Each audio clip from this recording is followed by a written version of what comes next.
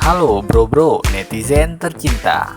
Sebelum kalian menonton video ini, klik tombol subscribe dan aktifkan ikon loncengnya.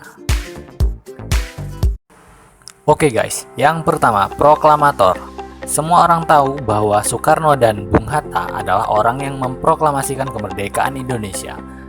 Namun, pemerintah baru secara resmi menyematkan gelar proklamator kepada mereka pada tahun 1986 atau 16 tahun setelah Soekarno wafat. Yang kedua adalah ibu kota.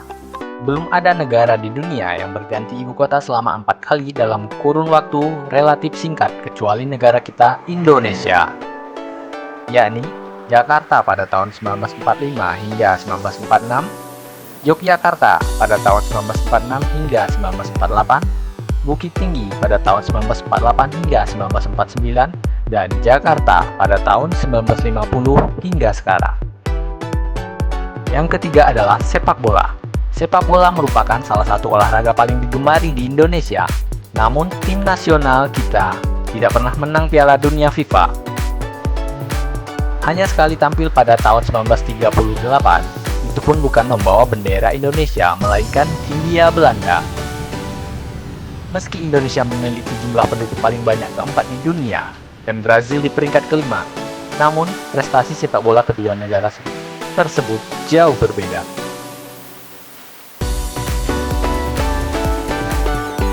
Yang keempat, hutan. Indonesia terkenal dengan keanekaragaman yang luas. Hutan Indonesia yang luasnya mencapai 138 juta hektar merupakan tempat hidup bagi 11% spesies tumbuhan di dunia, 10% spesies mamalia dunia, dan 16% spesies burung dara. Maksud saya burung dunia.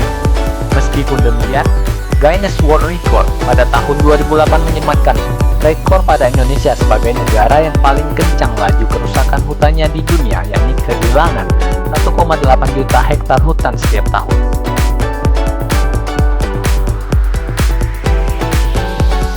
Yang kelima, pulau. Dengan 17.508 pulau, Indonesia adalah negara kepulauan terbesar di dunia. Sehingga 3 dari 6 pulau terbesar di dunia berada: Kalimantan, Sumatera, dan Papua. Namun jangan heran bahwa hampir 60% penduduknya tinggal di Pulau Jawa. Padahal luasnya hanya 7% dari seluruh wilayah Indonesia. Dan uniknya lagi, ada 4 pulau kedaulatan yang dikuasai bersama-sama dengan pemerintah negara tetangga. Pulau Kalimantan secara administratif dikuasai 3 pemerintahan, yaitu Indonesia, Malaysia, dan Brunei Darussalam. Pulau Papua dikuasai Indonesia dan Papua Nugini. Pulau Timur dikuasai Indonesia dan Timur Leste. Dan yang terakhir, Pulau Sebatik dikuasai Indonesia dan Malaysia.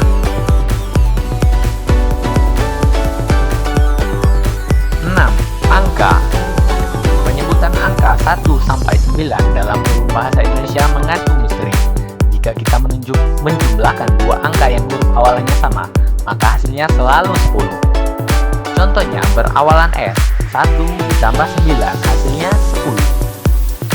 Berawalan D, 2 ditambah 8 hasilnya 10.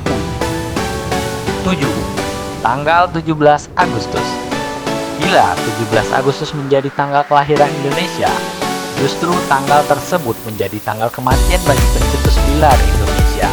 Pada tanggal itu, pencipta lagu kebangsaan Indonesia Raya atau W.R. Supratman meninggal pada tanggal 17 Agustus 1937, dan pencetus ilmu bahasa Indonesia Herman Nieuwbrunner van der Steur wafat pada tahun 1894, 17 Agustus.